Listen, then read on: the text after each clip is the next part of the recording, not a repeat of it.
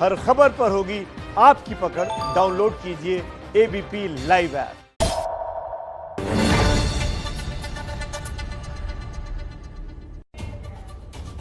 राजस्थान की सियासत में बड़ा उलटफेर करते हुए डिप्टी सीएम सचिन पायलट आज बीजेपी में शामिल हो सकते हैं। बीजेपी अध्यक्ष जेपी नड्डा की मौजूदगी में सचिन पायलट शामिल हो सकते हैं पार्टी में। सूत्रों की माने तो पायलट खेमे के 30 से ज्यादा विधायक बीजेपी के संपर्क में हैं। कांग्रेस हाईकमान सचिन पायलट और बागी विधायकों को बनाने के लिए अजय माकन और रणदीप सुरजेवाला को आज राजस्थान भेज रही है। सचिन पायलट के बीजेपी में जाने की अटकलों के बीच कल देर शाम सीएम अशोक गहलोत के घर बैठक हुई। कांग्रेस ने दावा किया है कि इस बैठक में 90 विधायक शामिल हुए हैं। कांग्रेस राज्य प्रभारी अविनाश पांडेय ने कहा है कि कांग्रेस सरकार मजबूत है और ये जो लोग हैं उनका मुकाबला किया जाएगा। सचिन पायलट ने कल रात बयान जारी कर कहा था कि कांग्रेस सरकार अल्पमत में आ चुकी है। सचिन पायलट को मनाने के लिए केंद्रीय नेतृत्व की सारी कोशिशें नाकाम रहीं। सूत्रों के मुताबिक सचिन पायलट डिप्टी सीएम के साथ साथ राजस्थान कांग्रेस के प्रदेश अध्यक्ष भी बनना चाहते हैं, जबकि सीएम अशोक गहलोत अपने किसी खास को अध्यक्ष की कुर्सी सौंपना चाहते हैं। अशोक गहलोत और सचिन पायलट के बीच यही विवाद बना और संकट खड़ा हो गया सरकार पर। राजस्थान के जयपुर में आज 10:30 बजे कांग्रेस विधायक दल की बैठक होगी। बैठक में सभी विधायकों को शामिल रहने का आदेश जारी किया गया है। गहलोत सरकार विधायकों को व्हिप जारी करेगी। बैठक में शामिल न होने वाले विधायकों पर पार्टी ने कार्रवाई करने के भी संकेत दिए हैं। सचिन पायलट अपने विधायकों के साथ इस बैठक में शामिल नहीं होंगे। राजस्थान में सचिन पायलट को सीएम बनाए जाने की मांग कांग्रेस पार्टी के अंदर ही जोर पकड़ने लगी है। पिछले 2 दिनों से जोधपुर में सचिन पायलट को सीएम बनाने के लिए हवन और पूजा पाठ किया जा रहा है। हिंदू मुस्लिम कांग्रेस कार्यकर्ताओं ने सचिन पायलट का मुखौटा लगाकर मंदिर परिसर में पूजा अर्चना की।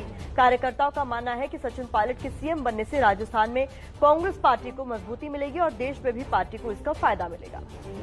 बीजेपी के राष्ट्रीय उपाध्यक्ष ओम माथुर ने सीएम अशोक गहलोत पर निशाना साधा है।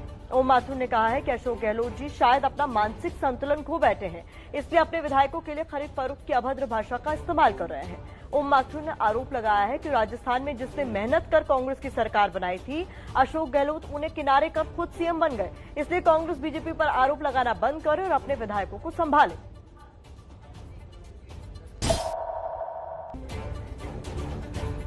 ऐश्वर्या और आराध्या बच्चन की कोरोना पॉजिटिव रिपोर्ट आने के बाद दोनों को होम क्वारंटीन किया जाएगा। ऐश्वर्या का रविवार को नानावटी अस्पताल में सिटी स्कैन किया गया था। रिपोर्ट में कोई गंभीर लक्षण और गंभीर संक्रमण नहीं पाया गया, इसलिए ऐश्वर्या आराध्या को बीएमसी के डॉक्टरों ने घर पर ही क्वारंटीन किया है। बता दें कि शनिवार को ही अमिताभ बच्चन और अभिषेक बच्चन को कोरोना पॉजिटिव पाए जाने के बाद मुंबई के नानावटी अस्पताल में भर्ती किया गया था।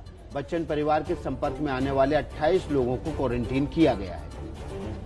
भारत और चीन के बीच डिसएंगेजमेंट प्रक्रिया के दूसरे चरण को लेकर कोर कमांडर स्तर की बैठक 1-2 दिन में हो सकती है।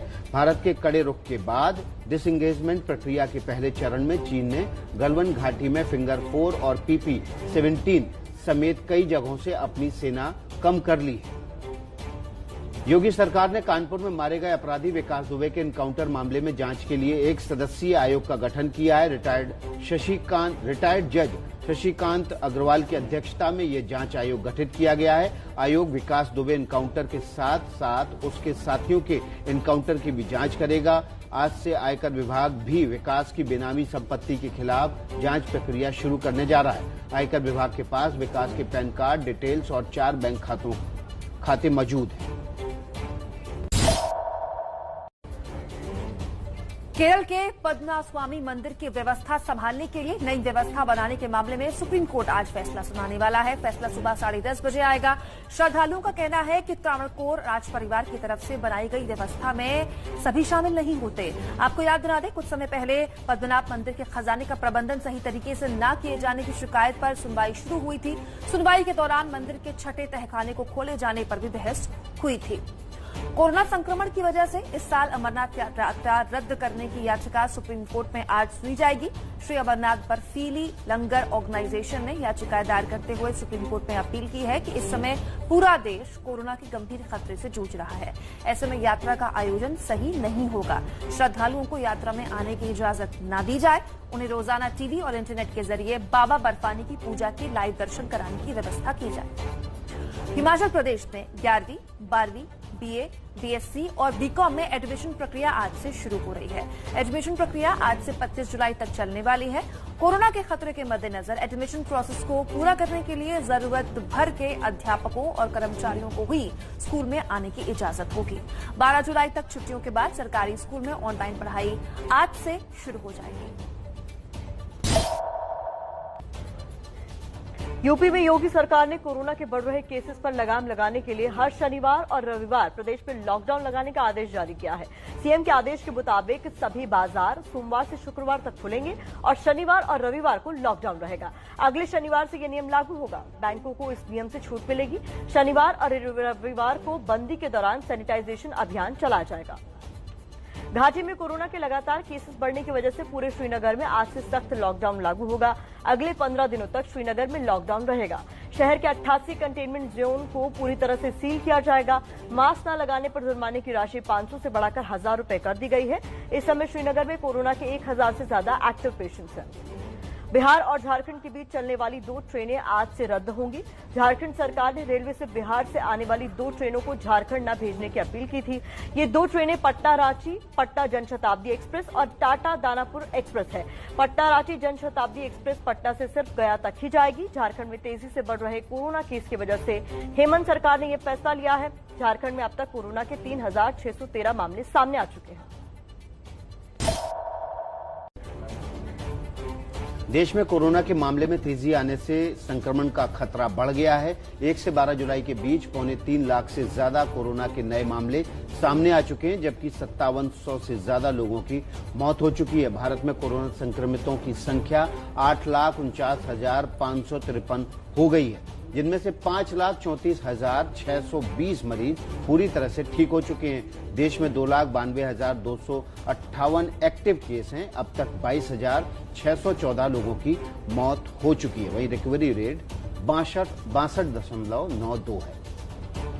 दिल्ली में कोरोना से जुड़ी एक बड़ी राहत की खबर जान लीजिए। दिल्ली में कोरोना से होने वाली मौत की दर 3% के नीचे आ गई है। इस समय डेथ रेट 2.99% है। दिल्ली में कोरोना के कुल मामले 1,12,494 हैं। पिछले 24 घंटे में दिल्ली में 1573 मामले सामने आए, जबकि 2276 मरीज ठीक हुए। दिल्ली में मरीजों का रिकवरी रेट 79.97% हो गया है। टेलीविजन चैनल स्टार प्लस के मशहूर शो कसौटी जिंदगी की 2 के कलाकार पार्थ समथान और कोरोना पॉजिटिव पाया गया है। पार्थ सीरियल में लीड रोल अनुराग का किरदार निभा रहे हैं। पार्थ समथान की कोरोना रिपोर्ट पॉजिटिव आने के बाद पूरी शूटिंग टीम को क्वारंटीन किया गया। बिहार बीजेपी अध्यक्ष संजय जायसवाल ने कहा है कि बिहार में एनडीए एकजुट है और गठबंधन में शामिल तीनों सहयोगी मिलकर ही चुनाव लड़ेंगे। बिहार बीजेपी अध्यक्ष के इस बयान को डैमेज कंट्रोल के तौर पर देखा जा रहा है, क्योंकि शनिवार को बिहार के डिप्टी सीएम सुशील मोदी ने ट्वीट कर एलजेपी के बिहार चुनाव टाले जाने की बात को कमजोर बच्चे का हार से डर जाने करार दिया था। इसके बाद एलजेपी नेताओं ने इस पर कड़ी आपत्ति जाहिर की थी। इसे देखते हुए सुशील मोदी को ट्वीट में बदलाव करने पड़ गए। राजस्थान में संकट का सामना कर रही कांग्रेस को मध्य प्रदेश में भी बड़ा झटका लगा है। कांग्रेस का बड़ा बलहेरा से विधायक प्रद्युम्न सिंह लोधी कांग्रेस छोड़कर बीजेपी में शामिल हो गए हैं। बीजेपी ज्वाइन करने के बाद प्रद्युम्न सिंह लोधी को अतिरिक्त नागरिक आपूर्ति निगम का अध्यक्ष नियुक्त किया गया है। पूर्व केंद्रीय मंत्री और बीजेपी सांसद गिरिराज सिंह ने जनसंख्या नियंत्रण कानून की मांग उठाने पर बिहार में सियासत गर्मा गई। एनडीए के घटक दल जेडीयू ने भी गिरिराज सिंह के जनसंख्या नियंत्रण कानून की मांग को नॉन सीरियस बताया है। गिरिराज सिंह ने विश्व जनसंख्या दिवस पर जनसंख्या विस्फोट पर चिंता जाहिर करते हुए जनसंख्या नियंत्रण कानून बनाने और उसे सख्ती से लागू करने की मांग की। जेडीयू नेता खालिद अनवर ने कहा कि इस तरह के बयान देकर समाज का माहौल खराब नहीं किया जा सकता।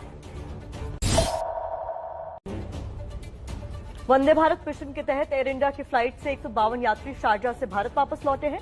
वापस लौटे यात्रियों में एक यात्री को कोरोना पॉजिटिव पाया गया है। एयर इंडिया की फ्लाइट यात्रियों को लेकर अहिल्याबाई होलकर इंटरनेशनल एयरपोर्ट पहुंची। एयरपोर्ट पर यात्रियों की जांच की गई। इंदौर के यात्रियों को 7 दिन के लिए एक होटल में क्वारंटीन किया जाएगा। इसके बाद यात्रियों को 7 दिन का होम क्वारंटीन भी रहना होगा। उत्तराखंड के पिथौरागढ़ में सीमांत क्षेत्र में भारी बारिश से भारत तिब्बत सीमा पर सड़क दलदल में बदल गई है। लामारी और छंकन में सेना और आईटीबीपी की गाड़ियां दलदल में फंस गई हैं। भारी बारिश और लैंडस्लाइड से क्षेत्र में संचार व्यवस्था भी पूरी तरीके से ठप हो गई है। उत्तरी सिक्किम के मंगन में भारी बारिश के चलते 4 मंजिला इमारत ढह गई। हादसे में किसी के हताहत होने की खबर नहीं है। उत्तराखंड सरकार ने अब शातिर अपराधियों को कोर्ट में न पेश कर सीधे अदालतों से ई कनेक्टिविटी के जरिए पेश कराने की तैयारी शुरू कर दी है। कई राज्यों में शातिर अपराधियों की पेशी चुनौती साबित हो रही है, जिसे देखते हुए त्रिवेंद्र रावत सरकार ने यह फैसला किया है। मुख्यमंत्री त्रिवेंद्र सिंह रावत ने साफ तौर पर ई कनेक्टिविटी के जरिए अदालत और जेलों को जोड़ने के निर्देश जारी किए।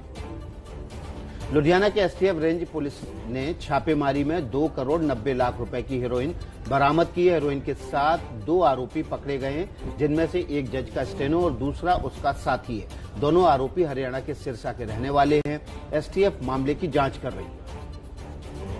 राजस्थान के जोधपुर में मदेरना कॉलोनी में असामाजिक तत्वों को गाली गलौज करने से रोकने पर शुरू हुआ विवाद हिंसक हो गया।